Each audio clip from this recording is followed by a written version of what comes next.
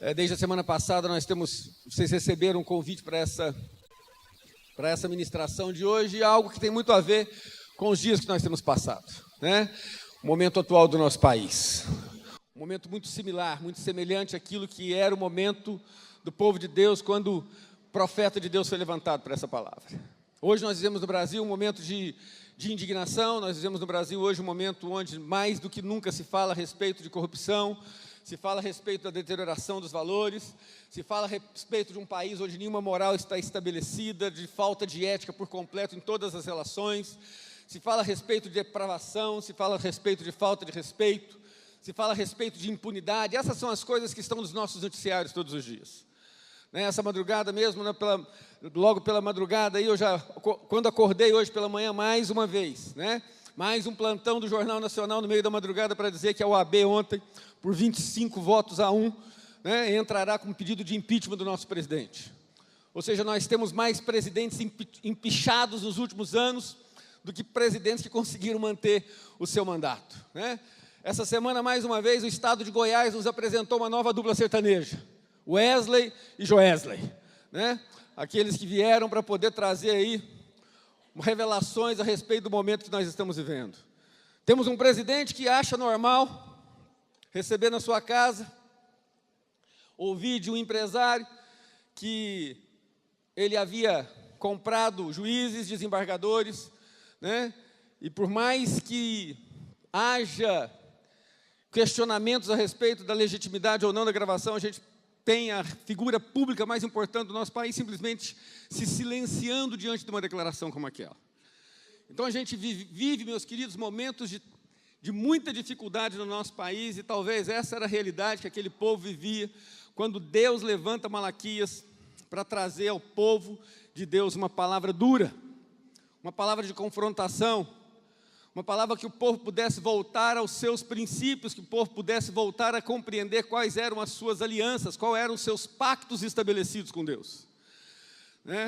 A que pontos nós chegamos e a que ponto o povo de Deus havia chegado naquela ocasião.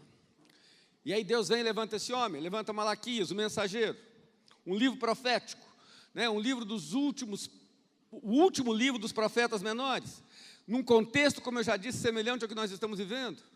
Um momento de profunda decadência de Israel, pessoas sem compromisso com Deus, uma mistura entre os povos, idolatria, as práticas pagãs, a falta de fidelidade, as ofertas corrompidas com sacerdotes corruptos, uma religiosidade estabelecida, rituais que não eram apenas ritos sem adoração alguma, pessoas ocupadas demais com as suas próprias necessidades, com a sua própria realidade, com as suas próprias situações pessoais e com muito pouca devoção a Deus. Esse era o contexto de Israel. Mas aparentemente estava tudo certo naquele contexto, porque havia culto, havia expressão de religiosidade sendo colocada, havia ofertas. Nós vamos ver um pouco aqui a respeito das ofertas que eram trazidas e como essas ofertas eram trazidas à presença de Deus. Então, aparentemente, estava tudo certo, porque o culto estava sendo realizado, as ofertas estavam sendo trazidas, mas nós tínhamos um Deus completamente descontente com aquela situação. E talvez esse seja o sentimento que povoa o coração do nosso Deus nesse momento, quando Ele olha para a nossa realidade. Quando Ele olha para a realidade do nosso país, mas quando Ele olha para a realidade da sua própria igreja, do seu próprio povo, do povo que se reúne em seu nome todos os domingos espalhados por todas as nações. Porque, na verdade, meus queridos, muitas vezes nós falamos a respeito de práticas e rituais que nos levam a práticas que demonstram a nossa religiosidade, mas que são muito distantes ou que estão completamente diferentes daquilo que se diz respeito à nossa transformação de vida. Meus queridos, e Deus não vê o Maurinho, Deus não vê o meu irmão que vem aqui dominicalmente, se assenta, e a postura e a atitude dele estar aqui sentado, abrindo sua boca em expressão de cantoria, mas que tem o seu coração distante daquilo que é a sua aliança firmada com Deus. Então é sobre esse contexto que a carta de Malaquias, que a profecia de Malaquias é trazida, e é sobre esse contexto que nós queremos compartilhar nessa manhã. Mas interessante, meus queridos, que esse Deus que vê o coração, e que quer tratar a mudança do coração para que possamos mudar a qualidade do culto que prestamos a Deus. E muitas vezes nós queremos inverter os valores, ou invertermos a lógica da forma como trabalhamos. Nós queremos melhorar a qualidade do nosso culto sem que nós tenhamos um coração transformado. E na verdade nós precisamos que o nosso coração seja transformado para que a qualidade do nosso culto seja restabelecida. E Malaquias vem como profeta, homem de Deus, levantado para trazer uma palavra contra Israel. O Senhor levanta aquele homem para trazer essa palavra. Uma advertência, é assim que o livro de Malaquias começa falando. Malaquias, do capítulo 1, diz o seguinte: uma advertência a palavra do Senhor contra Israel, por meio de Malaquias. Perceba, meus queridos, que Deus começa esse texto, essa profecia, essa fala, falando a respeito da gravidade com que ele trata aquele assunto, porque ele chama que aquilo era uma advertência que ele trazia contra o seu próprio povo. E nessa manhã, Deus quer fazer essa mesma advertência a nós, que somos o seu povo que se reúne nesse lugar. Mas o interessante é que Deus, quando levanta esse homem para trazer essa advertência, qual é a sequência, ou qual é a primeira palavra que Deus traz, quando ele fala que ele iria advertir o seu povo? O versículo 1 fala dessa advertência, mas o versículo 2 diz o seguinte: eu sempre os amei, diz o Senhor. Meus queridos, percebam que a palavra que Deus vai trazer àquela nação e a palavra que Deus quer trazer às nossas vidas hoje, Ele só quer trazer essa palavra fundamentado naquilo que é a essência de Deus, que Deus é amor, e nós temos falado disso constantemente aqui nesse lugar. Então Deus não está trazendo essa advertência porque Deus não gosta de nós. Deus não estará nos trazendo essa advertência porque Deus está distante de nós, não. Deus estará nos trazendo advertências da palavra dele porque Deus nos ama.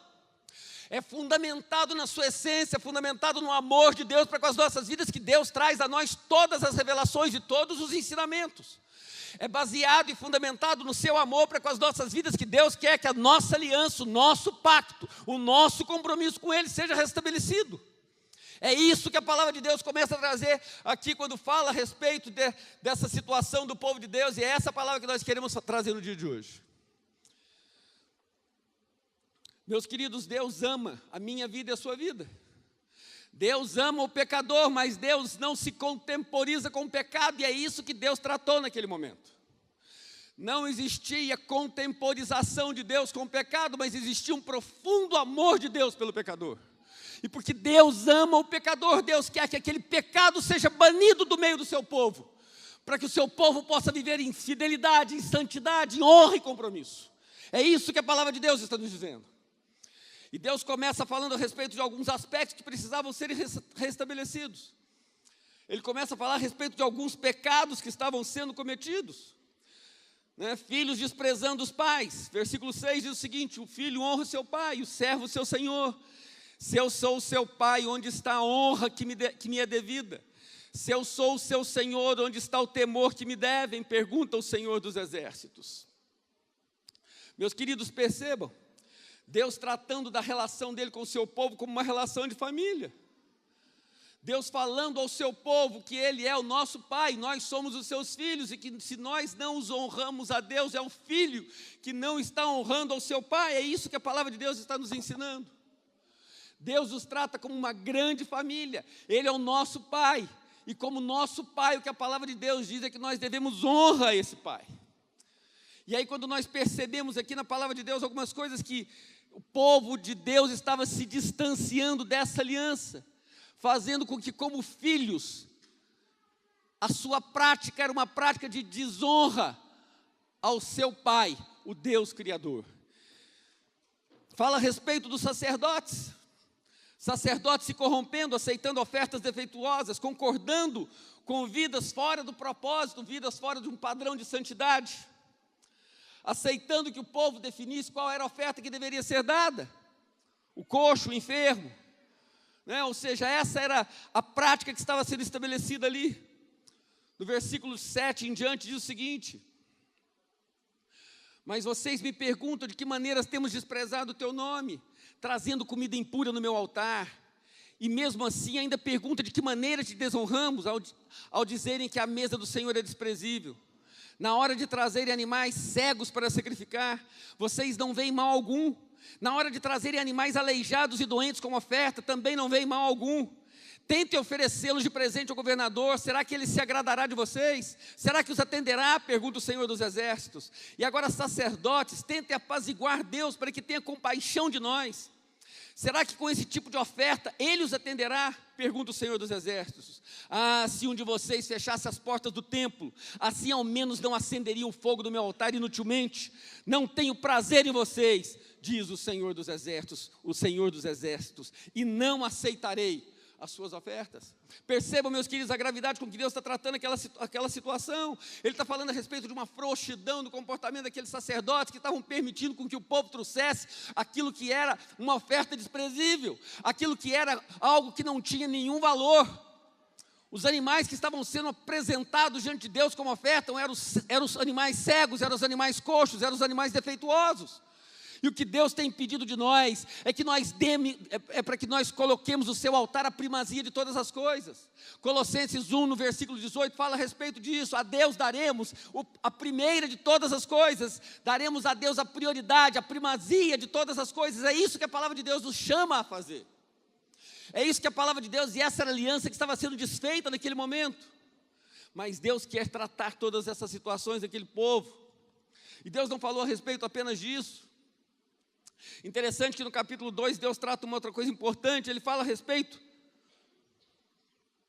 vou passar rapidamente a respeito disso, mas Deus fala a respeito também de algo que Ele queria restaurar no meio daquele povo: a idolatria, a infidelidade conjugal. O versículo 14, se não me engano, diz o que aqui: o Senhor lance fora das tendas de Jacó o homem que faz isso. Ele está falando a respeito daquele que se casa com mulheres que adoravam a deuses estranhos, ou seja, a idolatria estava sendo implantada naquele lugar. A outra coisa que vocês fazem: enchem de lágrimas o altar do Senhor, choram e gemem, porque Ele já não dá atenção às suas ofertas, nem as aceita com prazer. E vocês ainda perguntam por quê? É porque o Senhor é testemunha entre você e a mulher da sua mocidade, pois você não cumpriu a sua promessa de fidelidade, embora ela fosse a sua companheira, a mulher do seu acordo matrimonial. Percebam, meus queridos, que aquela nação, ela estava contaminada por uma infidelidade muito grande, e as pessoas continuavam trazendo as suas ofertas à presença de Deus, achando que era a coisa mais normal do mundo, trazer aqui o seu recurso, trazer aqui o seu dinheiro, trazer aqui a sua oferta, e sair desse lugar e se deitar com a mulher estranha. É isso que a palavra de Deus está trazendo nessa realidade, nesse contexto. E é sobre todas essas coisas que Deus quer restabelecer a ordem no meio do seu povo. Mas Deus não para por aí.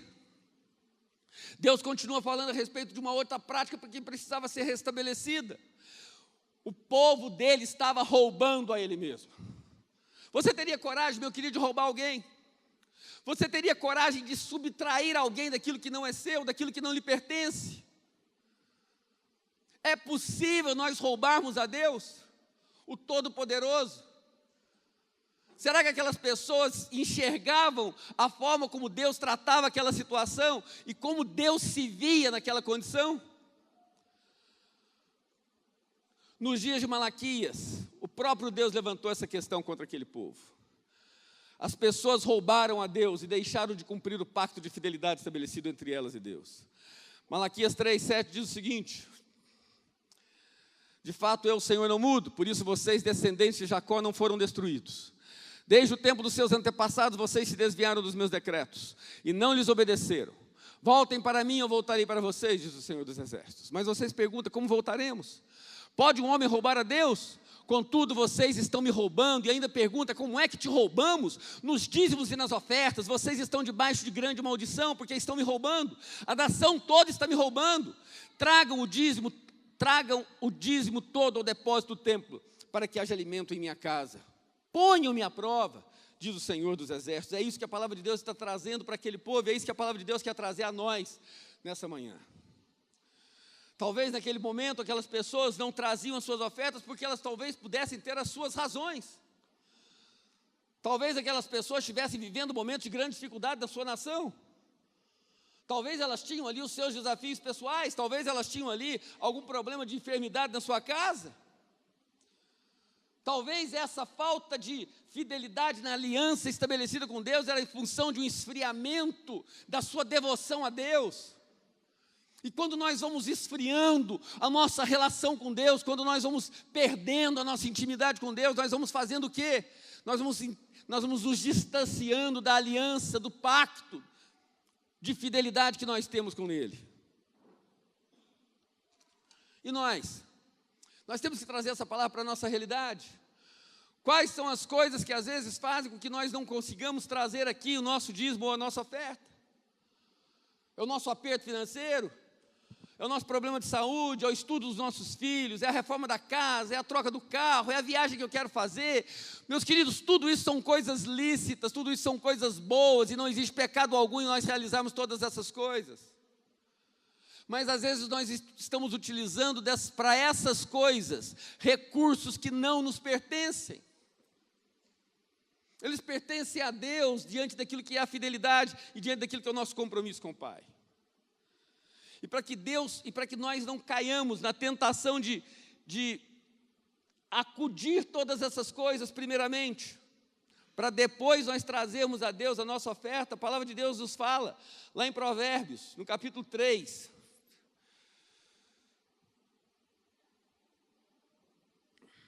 Provérbios, capítulo 3. A partir do versículo 5, confie no Senhor de todo o seu coração e não se apoie em seu próprio entendimento, reconheça o Senhor em todos os seus caminhos e Ele endireitará as suas veredas. Não seja sábio aos seus próprios olhos, tema o Senhor, evite o mal, isso dará a você saúde ao corpo e vigor aos ossos. Honre o Senhor com todos os seus recursos e com os primeiros frutos de todas as suas plantações, os seus celeiros ficarão plenamente cheios e os seus barris transbordarão de vinho. Percebam, meus queridos, Provérbios, o livro da sabedoria, o livro que traz a nós princípios de sabedoria para as nossas vidas, quando ele está falando a respeito de nós entregarmos a Deus as nossas ofertas. Ele fala, olha, traga primeiro os primeiros frutos da sua plantação. Traga em primeiro lugar aquilo que são as primícias dos seus recursos. É isso que a palavra de Deus está nos ensinando, e é isso que a palavra de Deus está nos orientando no livro das sabedorias. Mas não para por aí. Aquele povo se corrompeu.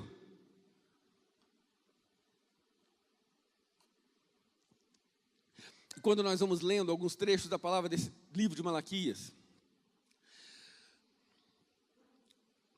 ele se corrompe. Como já dito no início, nós vivemos dias maus, onde a corrupção é o inimigo a ser vencido.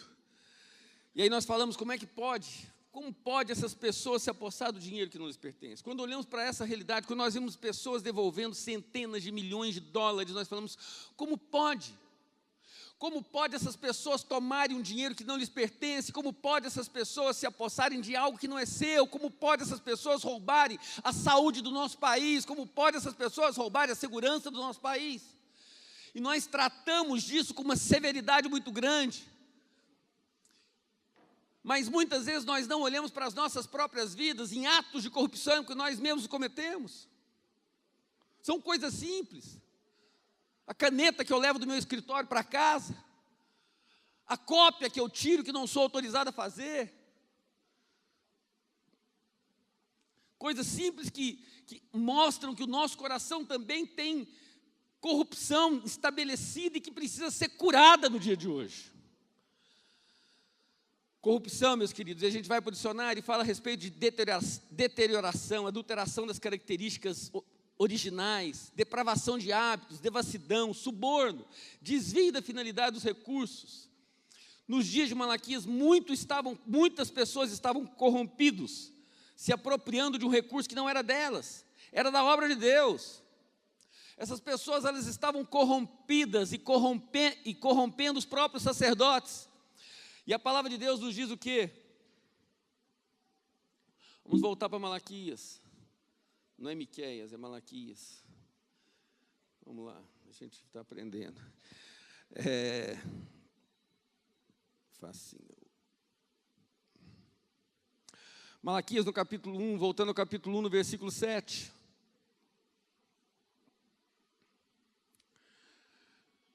Como nós estamos corrompendo, a palavra de Deus diz, trazendo comida impura ao meu altar, trazendo ofertas que não me pertencem. A infidelidade, por entregar a... Deixa eu colocar um pouco mais de luz aqui. Infidelidade por entregar a Deus algo incompatível com a nossa condição. Malaquias 1,14 diz o seguinte: maldito seja o enganador que tendo no rebanho um macho sem defeito, promete oferecê-lo, e depois sacrifica para mim um animal defeituoso, diz o Senhor dos Exércitos. Pois eu sou o grande rei, o meu nome é temido entre as nações. Meus queridos, percebam aqui o que as pessoas estavam fazendo. Deus está dizendo que maldito é aquele que tenta enganá-lo. Maldito é aquele que fala que entregaria a Deus o animal sadio, e no momento da oferta entrega a Deus o animal defeituoso. Quando nós fazemos isso, meus queridos, nós estamos dizendo que o Senhor e a sua mesa e o lugar que Ele recebe as suas ofertas são coisas desprezíveis. Nos nossos dias, muitas vezes, coisas semelhantes são feitas.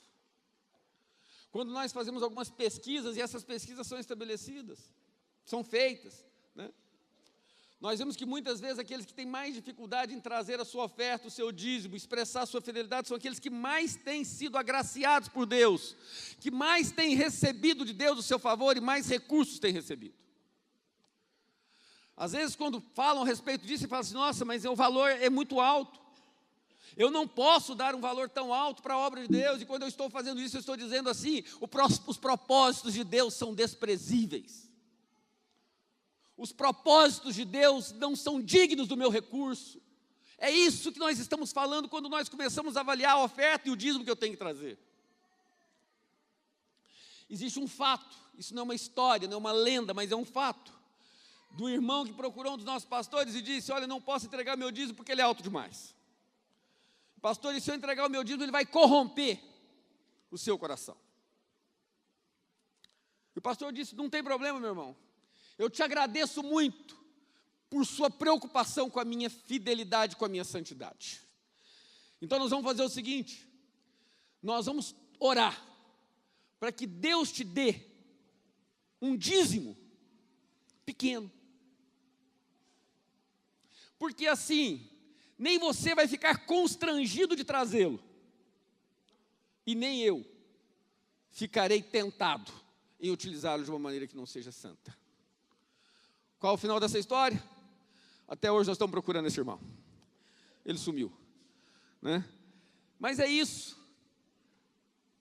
que muitas vezes nós temos vivido e praticado, onde nós olhamos para as nossas práticas e não conseguimos estabelecer ou sermos fiéis naquilo que é o propósito de Deus. Nos dias de Malaquias, trazer o povo de volta à santidade. Essa era a mensagem de Malaquias: trazer o povo de volta à santidade, a alegria de servir a Deus, ter a Deus como seu bem maior. Essa era o propósito de Deus, quando Ele levantou Malaquias. Esse é o propósito de Deus, quando nós estamos aqui hoje trazendo essa mensagem. Trazer o povo de volta à santidade, trazer no povo essa alegria de servir, ter a Deus como seu bem maior, como a sua melhor porção. Esse é o nosso objetivo, quando nós somos levantados para trazer uma palavra. Mas a palavra de Deus e o livro de Malaquias nos apresenta alguns pontos que são fundamentais, e nós estamos caminhando para a nossa conclusão. Primeiro, que nós servimos a um Deus soberano que sabe todas as coisas. E esse Deus soberano, Ele coloca nas bocas do seu próprio Filho algumas palavras que nós temos que pensar a respeito delas. Lá no livro de Mateus, quando Deus está tratando, Jesus está tratando essa situação, Ele diz: olha, onde está o seu tesouro, ali está o seu coração. Meu querido, onde é que está o seu tesouro? Onde é que as coisas mais importantes e preciosas, que tem mais valor para a sua vida, onde elas estão? Eu quero te dizer que é ali que o seu coração está. Aliás, não sou eu que quero te dizer, o próprio Jesus disse isso. E esse mesmo Jesus diz: olha, vocês não podem servir a dois deuses. Você não pode servir a Deus e também servir ao dinheiro. Nós temos que entender que o dinheiro é uma grande bênção, mas ele tem que ser colocado no lugar certo. Pastor Ogálvaro sempre tem dito isso. O dinheiro é um ótimo servo, mas é um péssimo senhor. E às vezes, meus queridos, nós temos tanta facilidade de livrarmos de deuses estranhos. Nós temos facilidade em quebrar a cabeça da santa. Mas nós temos às vezes dificuldade de nos livrarmos do Deus Mamon. Meus queridos, entregar o dízimo, a 10ª, tudo aquilo de que são os nossos rendimentos. Quando nós olhamos para esse quadro, né, e vemos esses valores aqui, Nós vemos essas 10 porções colocadas aqui. E o que é o dízimo, meu querido? Tudo isso nós recebemos de Deus. Tudo isso nós recebemos de Deus. E o dízimo é apenas devolver a Deus parte daquilo que nós temos recebido dele. É apenas devolver a Deus uma pequena parte daquilo que é a parte total que Deus tem nos dado. Mas Deus tem estabelecido para nós e tem nos chamado também a não apenas sermos fiéis nos nossos dízimos, mas também sermos fiéis nas nossas ofertas. Aquilo que temos recebido de Deus e devolvemos a Deus e damos a Deus graciosamente, com alegria, segundo aquilo que a palavra de Deus nos ensina, expressando não apenas mais a nossa fidelidade, que é quando nós trazemos os nossos dízimos, mas expressando a Deus a nossa gratidão por tudo aquilo que temos recebido dele. É isso que a palavra de Deus tem nos ensinado. É sobre isso que nós queremos falar, é sobre isso que nós queremos ensinar. Meus queridos, quando nós devolvemos a Deus essa 10ª parte, quando nós ofertamos com liberalidade, essa é a maneira clara de dizer que o dinheiro não nos domina, de dizer que não é mais o nosso Senhor, mas que o nosso Senhor é Deus que nos deu todas as coisas graciosamente. Malaquias diz ao seu povo que ele precisa mudar de vida, mas o povo argumenta dizendo: parece que eu não vejo diferença entre o que serve a Deus e o que não serve a Deus. Nós estamos terminando.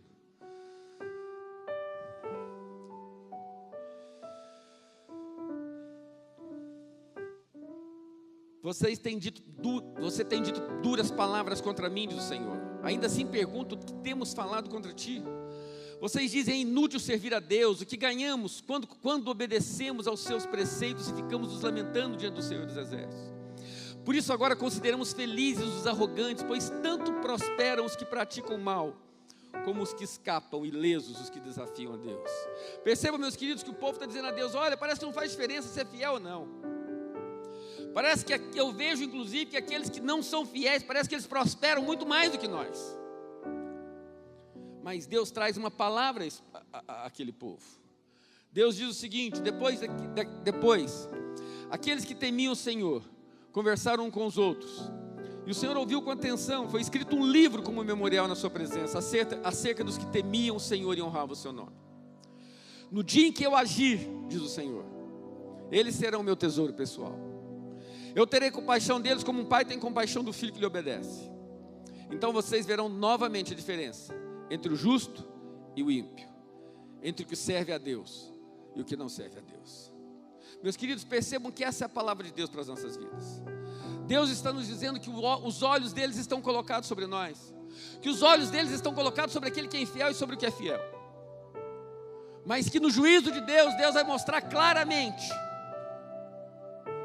olha, esses são os meus, esses aqui são o meu tesouro pessoal. Vai ficar muito claro para todos a diferença entre os que servem a Deus e os que não servem a Deus.